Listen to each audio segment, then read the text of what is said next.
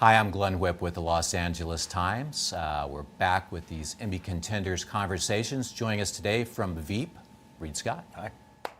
I had, it's been a little while between seasons, and I'd kind of forgotten just what a horrible human being Dan was until Thank you for saying that. But just, we've 2 episodes have aired. Yep. And the whole Amy pregnancy. Now, I wasn't really expecting Dan to come through and, knight in shining armor kind of thing, but his reaction has been pretty bad. Yeah, it's a new low even for him, which has been just a lot of really good fun. I think all the characters have really sunk to new depths this season. Yeah, I kind of feel that way. Yeah. I mean, it feels like, and were you surprised? Because reading about when it came back, there's only 7 episodes this season. That was a decision that was sort of made on the fly. Yeah. Actually, for a couple of reasons. I think first it was, the long hours were hard on Julia. Okay. They just are. She's in great shape and she's, clean bill of health. But I mean, honestly, anybody who takes a year off from this line of work, you come back 14-hour days are just a grind. Right. And I think also, too, we were getting into territory where we didn't want to start repeating themes or repeating jokes. We wanted to keep it really tight and really punchy. The scripts that our amazing writing staff came up with were bigger and broader than any season previous. And it took a lot of energy, and we had to almost double our production weeks just to sort of make these bigger episodes happen. And they're very concentrated, too. Very. It's always been that way. There's always been a lot going on. But it seems like extra packed.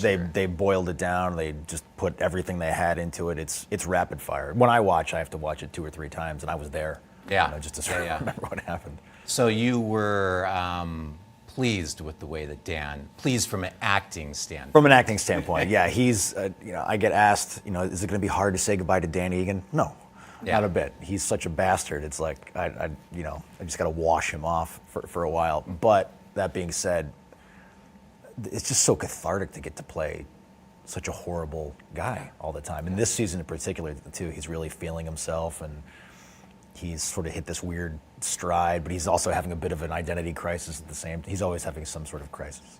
Yeah. And when you say crisis, it's funny because Dan's crises are like, they kind of last like 3 seconds. Yeah, they're very surface. Yeah. He had sort of a midlife crisis this past episode, but he got through it because he's not really one given to self-reflection. No, he bounced back in remarkable fashion. He skipped a couple stones, like Huck Finn, and he's right back on the horse. He found a gray hair. That's it. Well, he didn't even find it. Yeah, somebody pointed it out. Played by Julia's son, of all people, too. Yeah. Yeah. So that, for a moment, gave him like, I'm getting old. Am I getting old? Yeah. Plus, he could be a father. Yeah. I know. But he's not really into that idea. He's not parent material at all. He would be an absolutely, that's like, child services gets a call. He's just terrible. It seems like Amy should know that. But she has of blinders on. I think everybody, where a lot of our characters, especially the Dan and Amy character in this season, they find themselves knowing that, Selena's making this presidential run again, and one way or the other, life is going to change. If this goes well, then we're right back into it, and what does that mean? And if it doesn't go so well, then you're sort of on the outs again, and what does that mean? So I think that the pressure to sort of grow up for Dan and Amy is mounting, to try to be, a real human being, a real adult. And these people don't know how to do it. They all have a very Peter Pan complex. They think they're going to live forever, that they'll always be important, and they'll always be moving in these circles. But I think the walls start to creep in on them a little bit this season.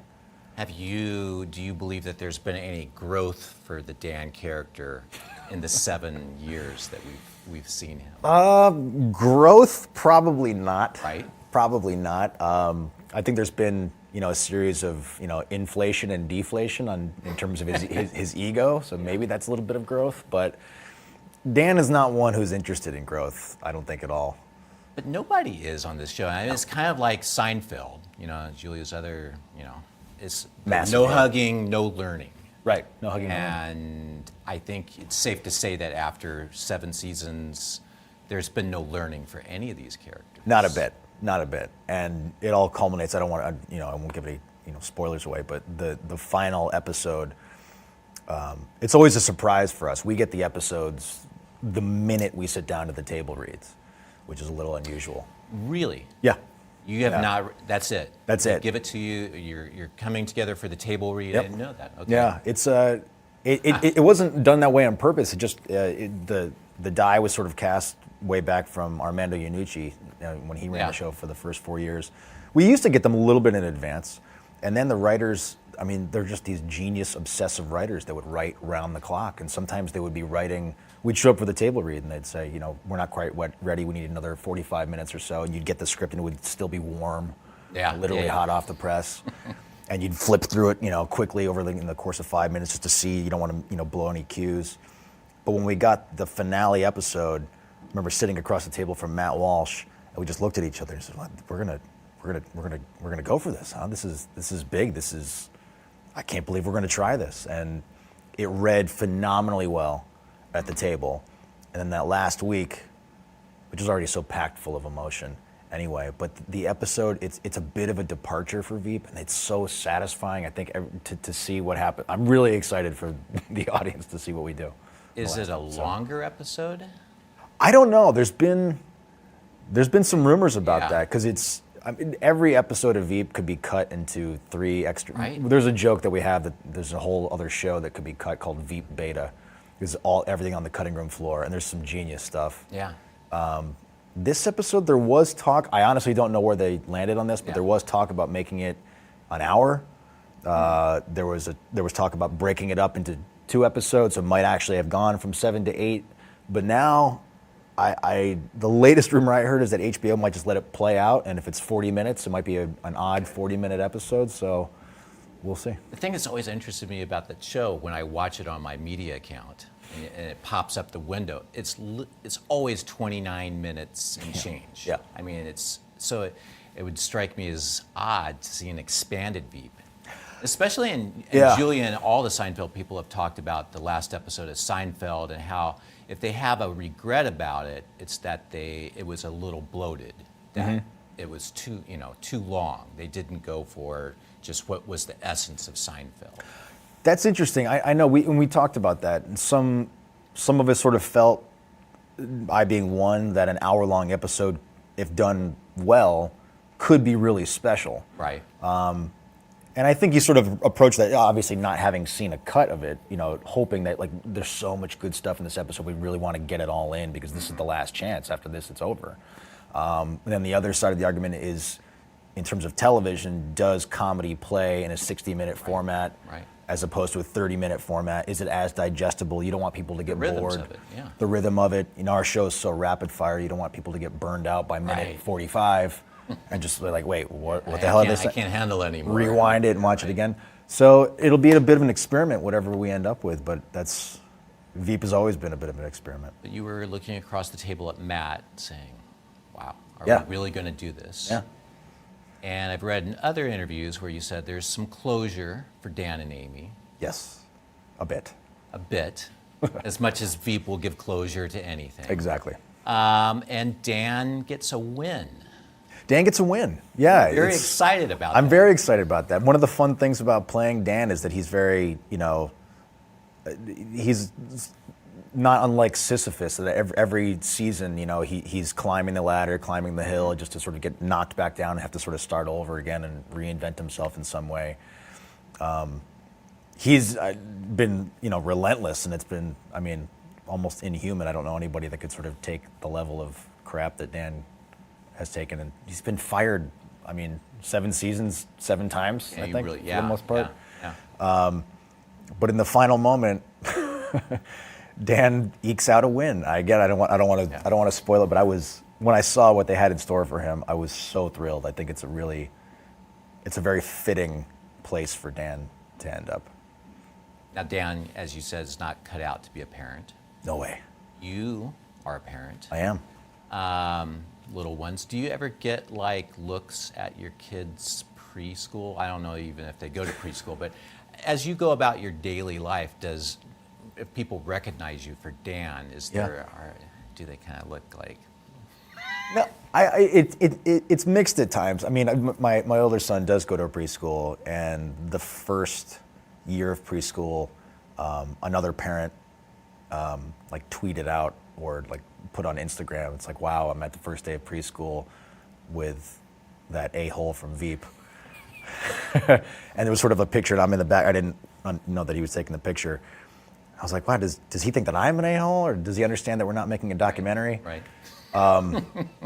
But no, for the most part, I'm always surprised when people are a fan of Dan just because he is so reprehensible, but they're all so reprehensible. So, I guess I'm very pleasantly surprised that people can sort of separate that. And when people do recognize me from the show, they're always such huge, legit fans of the show. It's always just flattering. It's great. You were asked when last day, I guess, of Veep, you were asked, do you want anything from the set? From the set, yeah. And what did you get? Because it's a pretty good answer. I'm not overly sentimental, so I didn't take any sort of objects or little tchotchkes or anything like that. It's the one thing I probably do share with Dan is that I'm a bit vain and I like clothes, so I took all of his suits. And how many suits are we talking about? Oh man, just like dozens. You have to. You mentioned, we were talking before, and you said you're moving. The reason you're moving, right, is that you need a bigger closet. It's for the wardrobe. Yeah, it's purely for the wardrobe. My wife's very jealous. It was really wonderful. Our wardrobe designer, Kathleen Felix Hager, is incredible. I mean, she really deserves. She's one of the unsung heroes of the Veep production because the way that she's styled everyone has been so perfect, and it really says something about each character, which is what obviously a wardrobe designer's job is. But she's just gone to such great lengths to make it so specific, and she's really worked with each of us very closely to tailor a look. And she had me in on the day after we wrapped, and it was almost like that scene from Karate Kid where Mr. Miyagi is showing him Daniel the cars. He's like, choose.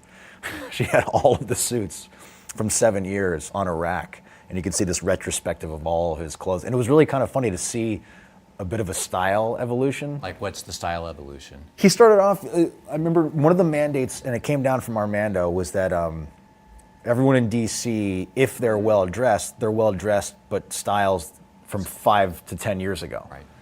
And that's exactly what it was. It was sort of drab, a little outdated. Dan had a bit of a fashion sense, I guess, and that he was tailored and sort of sharp looking.